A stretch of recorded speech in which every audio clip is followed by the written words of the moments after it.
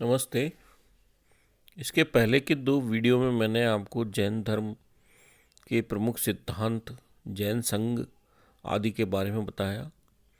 आज इस वीडियो में हम देखेंगे कि जैन धर्म के जो प्रमुख संप्रदाय थे वो कौन कौन से थे, इसकी प्रमुख सभाएं कहाँ कहाँ हुई और जैन धर्म ने प्रचार प्रसार किस प्रकार से किया, भारत में इसका प्रचार सीमित क्यों रहा और भारत में ही इसका स्थायित्व हुआ और विश्व के अन्य देशों में ये क्यों नहीं फला फूला, इस बारे में हम चर्चा करेंगे। सबसे पहले हम देखें कि जैन धर्म का पहला विभाजन हम देखते हैं कि महावीर स्वामी के जीवन काल में ही हो गया था और जमाली जो उनका दामाद व भांजा था वही जैन धर्म का प्रमुख पहला विच्छेदक बना और उसका वाद विवाद क्रियमाणकृत सिद्धांत पे हुआ और उसने बहुरतवाद चलाया। लेकिन बाद में महावीर की मृत्यु हुई और चंद्रगुप्त मौर्य के समय यह कहा जाता है कि जैन धर्म पुनः दो भागों में बटा, पहला दिगंबर और दूसरा श्वेतांबर। अब दिगंबर कौन थे? दिगंबर भद्रबाहु के अनुयायी थे जो शुद्ध केल्वी कहलाए, इनको समैया भी कहा गया। ये दक्षिण के जैन थे और ऐचैलिक श्रमण कहलाते थे। ऐचैलिक धर्म के पक्षपाती थे और वस्त्र धारण नहीं करते थे। दिगंबर स्त्रियां धर्म में दीक्षित होकर भिक्षुणी नहीं बन सकती थी। 24वें तीर्थंकरों में मल्लिनाथ जी को दिगंबर एक पुरुष मानते थे और दिगंबरों के अनुसार महावीर के उपदेश के प्राचीन आगम अब लुप्त हो गए हैं और उनका अंश षडखंडागम के रूप में शेष है। दिगंबर ये भी मानते हैं कि कैवल्य प्राप्त मुनि के लिए भोजन की आवश्यकता नहीं रहती। इसके विपरीत श्वेतांबर जो थे ये स्थूल भद्र के अनुयायी थे और ये तेरापंथी थे। ये उत्तर के जैन कहलाए और जब मगध में अकाल पड़ने पर इन्होंने श्वेत वस्त्र धारण कर लिए। स्त्रियां श्वेतांबर के अनुसार स्त्रियां भिक्षुणियां बनकर मोक्ष प्राप्त कर सकती थी और श्वेतांबर के अनुसार 24वें तीर्थंकरों में मल्लिनाथ जी एक स्त्री थी। महावीर के उपदेश आगम साहित्य में उपलब्ध हैं और संग्रहित हैं, ये अभी भी मानते हैं श्वेतांबर। और श्वेतांबर ऐसा नहीं मानते कि मुनि के लिए भोजन की आवश्यकता नहीं रहती, अतः भोजन की आवश्यकता मुनि के लिए रहती है, श्वेतांबर ऐसा मानते हैं। तो इस प्रकार का जो विभाजन था दिगंबर और श्वेतांबरों में, ये भिन्न भिन्न था। राष्ट्रकूट शासकों के काल में दक्षिण भारत में जैन धर्म का काफ़ी प्रचार हुआ। गुजरात और राजस्थान में 11वीं व 12वीं शताब्दी में जैन धर्म आए और जैन धर्म के उत्तर भारत में दो प्रमुख केंद्र थे, उज्जैन और मथुरा। अब हम देखें कि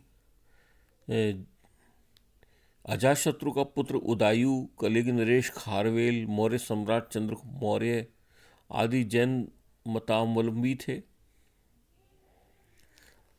जैनों की सभा के बारे में जैसा विद्वान लिखते हैं कि पहली जैन सभा महावीर के निर्वाण के 200 वर्ष बाद हुई, स्थूल भद्र की अध्यक्षता में, जो पाटलिपुत्र में हुई। इसमें आगमों का प्रामाणिक संकलन किया गया व शुद्धिकरण किया गया। इस पाटलिपुत्र में जो प्रथम जैन सभा हुई थी, इसमें दक्षिण के जैनियों ने भाग नहीं लिया। जैनों की दूसरी सभा कलिंग नरेश खारवेल के समय कुमारी पर्वत पर हुई और महावीर के मुख से निस्तारित 12 अंगों का शुद्ध संकलन इसमें किया गया। तीसरी जैन सभा चंद्रगुप्त मौर्य के समय भद्रबाहु की अध्यक्षता में हुई और दुर्भिक्ष के कारण लोग दक्षिण चले गए जैन, और वेणकटिपुर में आचार्य अहदवली की अध्यक्षता में ये सभा हुई। अन्य सभाओं का वर्णन हमें मिलता है कि जैसे 513 या 526 ईस्वी में वल्लभी गुजरात में इस सभा हुई और जिसके अध्यक्ष देवदी गणी थे, और शेष बची हुई शास्त्रों का इसमें संकलन किया गया। एक अन्य सभा 4वीं शताब्दी ईस्वी के प्रारंभ में हुई मथुरा में, जिसकी अध्यक्षता आर्य स्कंदिल ने की। इसमें अधिकांशतः श्रमण श्वेतांबर थे। इसी प्रकार एक अन्य सभा 4वीं शताब्दी ईस्वी के प्रारंभ में नागार्जुन सूरी की अध्यक्षता में हुई वल्लभी गुजरात में। तो इस प्रकार ये जैन सभाओं का हमें अलग अलग काल में विवरण देखने को मिलता है। अब हम देखें कि जैन धर्म का प्रचार प्रसार बौद्ध धर्म की अपेक्षा में सीमित क्यों रहा, या भारत तक ही ये सीमित रहा, विदेशों में इसका प्रचार प्रसार क्यों नहीं हुआ। तो इसका जो प्रमुख कारण था कि महावीर स्वामी के समय मुख्यतः मगध और अंग में ही विशेष रूप से इसका प्रचार प्रसार हुआ। ये विदेशों में इसलिए नहीं फैला क्योंकि जैन धर्म के जो कठोर सिद्धांत थे, जैसे काया क्लेश आदि, वो ज़्यादा कठोर थे, इसलिए लोगों ने इसे कम अपनाया। दूसरा, संघ में प्रवेश के लिए जैन धर्म में उच्च जातीय व्यक्तियों को प्राथमिकता देना प्रारंभ कर दिया गया, तो इससे निम्न जातीय लोग बाद में अलग रहे।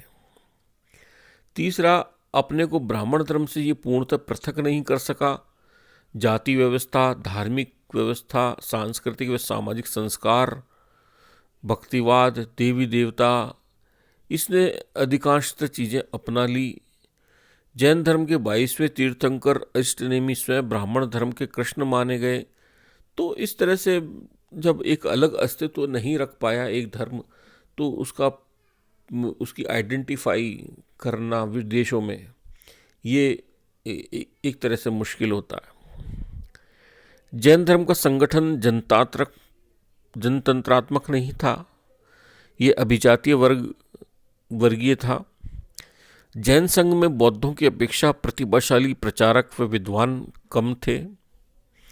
जैन संघ को बौद्धों की भांति